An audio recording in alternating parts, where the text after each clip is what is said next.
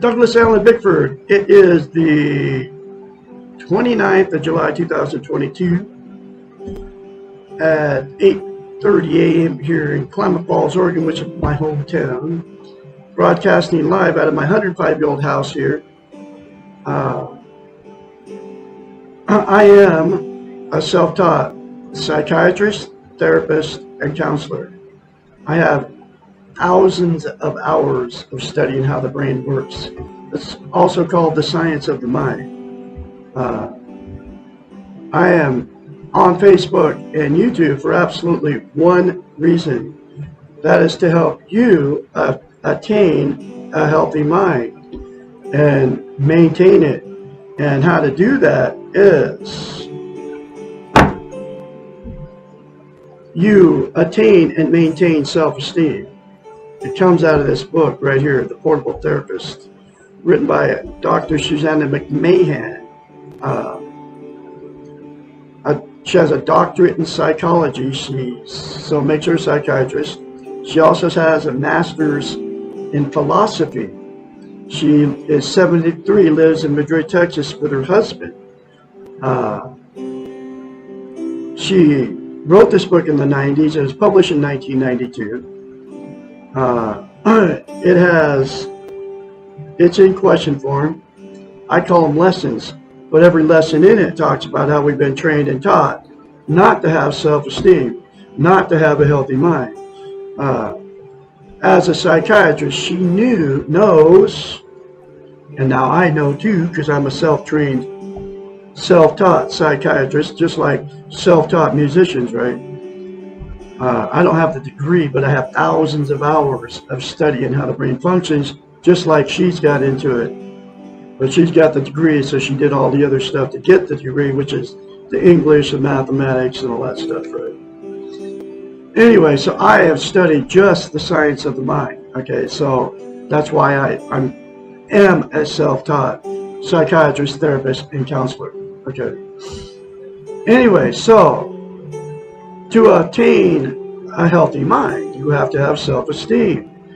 She's had thousands of clients. She knew this as a psychiatrist. She knows it. I know it. Okay.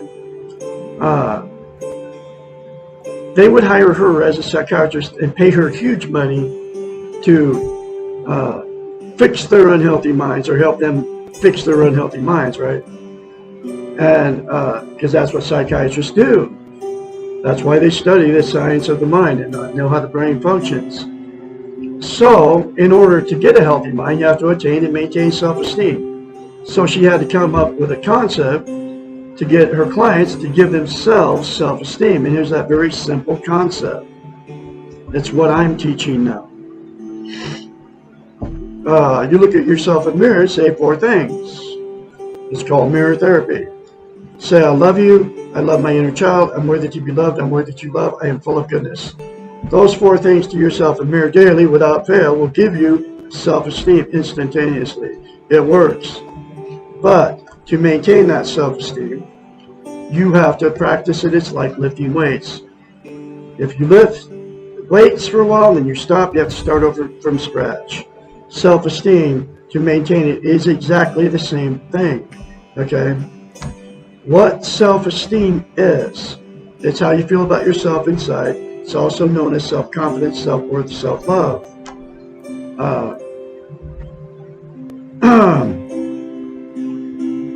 We've all been in romantic relationships. When you first meet that person and you've got that good feeling towards that other person, you're both on cloud 9, you're bragging to all your family and friends, your soulmates, you're going to be together forever. God got you together on purpose and all that stuff going on, right? Well, what self-esteem is that good feeling towards yourself. And that's why she came up with mirror therapy for her clients to give it to themselves. Because nobody can give you self-esteem except for you. So the reason mirror therapy is so powerful and it works, we cannot lie to ourselves in the mirror. So what happens is,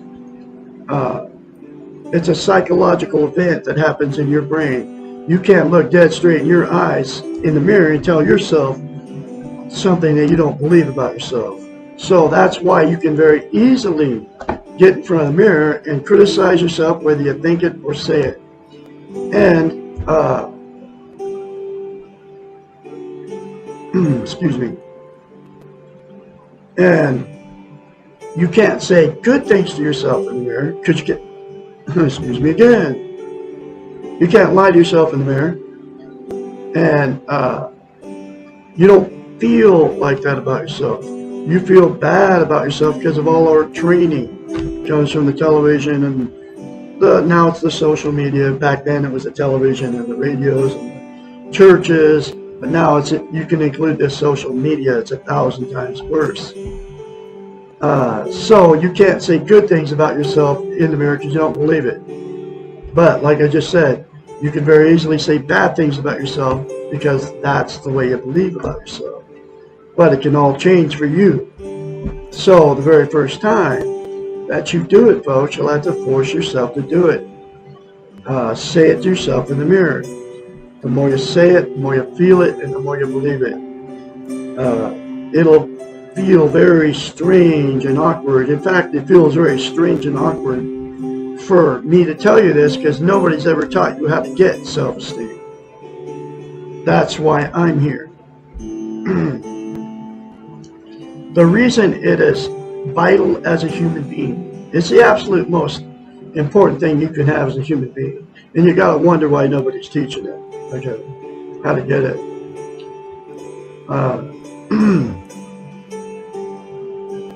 Because we can't be content without it. What content means is you feel good about how, where, and what you are. It's also known as internal peace.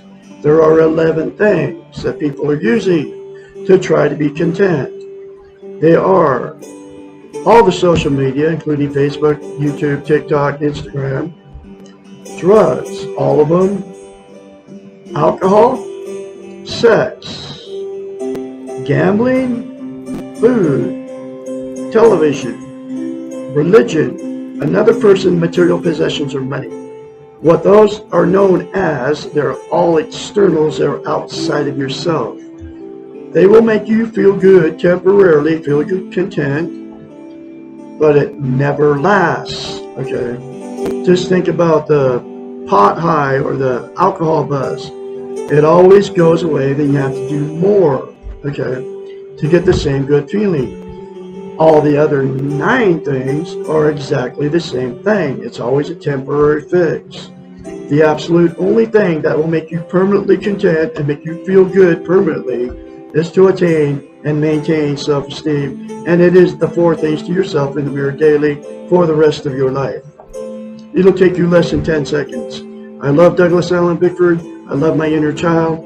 I'm worthy to be loved. I'm worthy to love. I am full of goodness. It is that simple, folks, to attain and maintain self-esteem. If you do it and you keep doing it. The second reason it is so vital as a human being to attain and maintain self-esteem is we can't be loved without it, and we can't give love without it. So what happens is 2 people with no self-esteem will attract each other. And after the good feeling goes away, then that's when all the fights and arguments start. Okay. Cheating on each other, drug and alcohol use, going to bars, picking up strange people to have sex with, telling all your family and friends about how terrible these people are to you. And, you know, the lies, the calling each other names, you all been in them, okay? You know what I'm talking about. There's no peace in the relationship. So, because the relationship turned toxic, the 2 people involved will divorce or separate, right? And then the same 2 people will go jump in a different relationship and try to find that good feeling and be happy again, right? And the exact same thing will happen. It's why you've been married more than once. It's why you've had many failed relationships. It's why I've been married more than once. I've been married 4 times because of it and had many failed relationships, okay? The second thing that'll happen is the 2 that got together no self-esteem. They'll stay in that destructive relationship forever. And the emotional, sexual, and physical abuse that those two dished out to themselves, each other, and their children, all of it just gets swept under the rug. All the secrets, the lies, the cheating, all of that gets swept under the rug by everybody, including the two, which means it never gets talked about, never gets fixed, and then it becomes a dysfunctional family at that point, and these dysfunctional families produce more dysfunctional families down the line. And the cycle just continues. And the very last thing that will happen in two that got together, no self-esteem, is the two that got together and have had so many failed marriages and so many failed relationships will just exit out of the romantic scene and be alone for the rest of their lives. And then they'll use the 11 things to try to be happy, just like they did in the relationship. They both did it. And you can't be content, you can't have internal peace until you attain and maintain self-esteem. So they'll still be just as miserable alone as they were in the relationship with that person. And they don't even know why. It's because they don't have self-esteem. So there's a solution, there's a cure, okay, for all of it, okay. And that's to attain and maintain self-esteem, which is the 4 things to yourself in the mirror. I love you, I love my inner child, I'm worthy to be loved, I'm worthy to love, I am full of goodness every day for the rest of your life, if all parties get involved. And then get this book together if you're in a toxic relationship, go through it, do the many more concepts in this book that will fix your unhealthy mind. And the person all alone out there can fix it so they can have internal peace. Because like I said, you can't have internal peace without it. Okay. Then if you're in a toxic relationship and that person doesn't want to change, you want to change, but the other person doesn't want to change, it'll give you the strength and the courage to walk away from the abuse. Okay. From the name calling and all that junk. Because then you'll get internal peace. And you won't, once you attain and maintain self-esteem, you won't allow people to abuse you anymore. And name calling is emotional abuse, folks. All right, hold on a second here.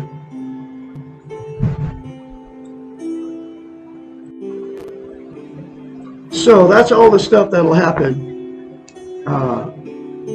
with two that got involved with no self-esteem. There's absolutely only one way that you can get a healthy relationship.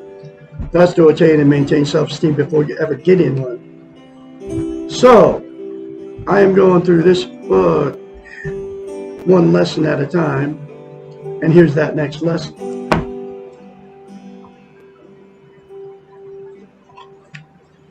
What is a dysfunctional family? Just what I just talked about. This term is currently used to define families or relationships that do not function in a healthy manner. People involved in these families are caught in some type of vicious cycle that is causing all concern, pain, and destructive patterns of relating with each other and to themselves. Families with an alcoholic, a drug addict, a member with a personality disorder, an abusive member, a criminal, or any type of destructive person are usually dysfunctional. This term evolved from perceiving the family as a system rather than focusing only on the offender's problem. When one person in the family has a major problem, the whole family has the problem and everyone becomes involved in the mess. I was in my last marriage. It was a very, very dysfunctional family. I married into it, man, and it lasted 3.5 years. I had no idea what was going on until I learned the science of the mind. Okay. Through just one of the ways I did is through my psychiatrist and counselor therapist, Dr. Susanna McMahon. But thank God I got woke up, okay, because the woman threatened to kill a third cat. She killed 2 of my cats. That's how dysfunctional it was. And she was threatening to kill a 3rd cat. November 2nd, 2020, I'll never forget the day. And I walked out, and it saved me, my life. It saved my cat's life. It saved my other cat's life. Everyone in the family becomes a victim in some way of the problem. Unfortunately, too many families today, and she wrote this book 30 years ago, folks, it's way worse now with social media, seem to be dysfunctional. These families have too much tension, a lack of meaningful communication, and inability to deal with feelings. Wow. I find out all this stuff with my own 2 children.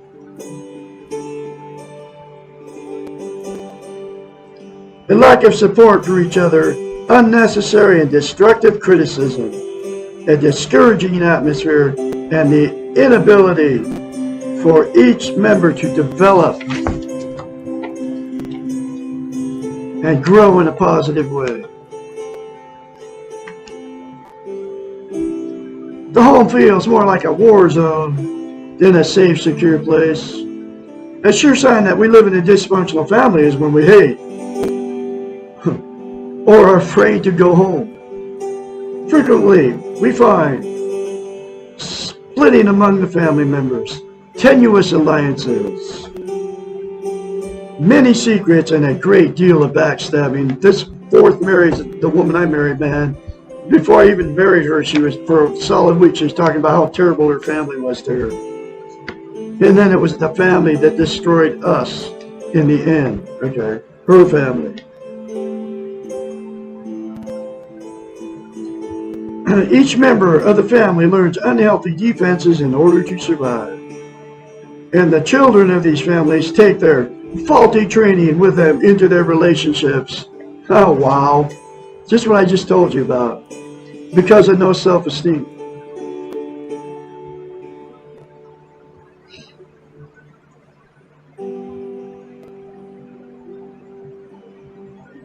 Let's see.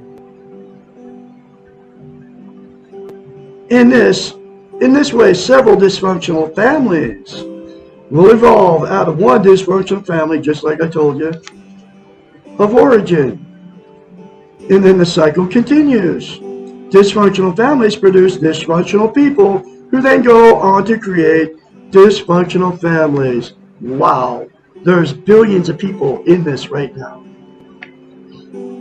Family therapists discovered that it is not enough to take the person with the problem out of the family for treatment and then send the patient back into the dysfunctional system.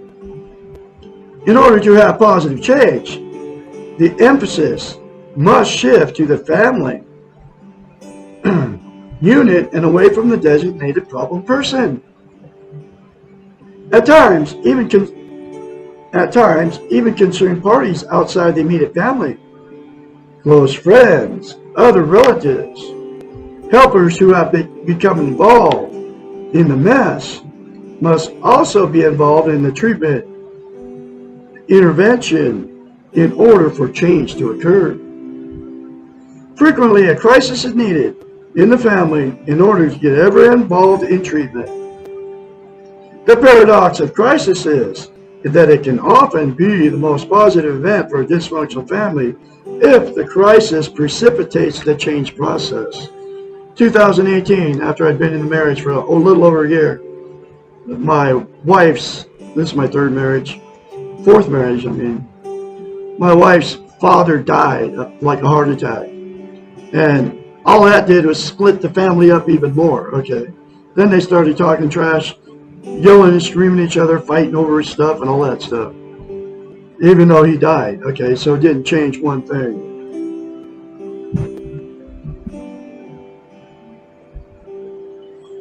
Most dysfunctional families do not change because to remain dysfunctional is easier and more familiar than to risk the unknown.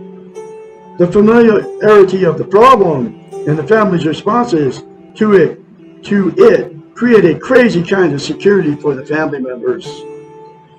Better the devil you know than the one you do not know.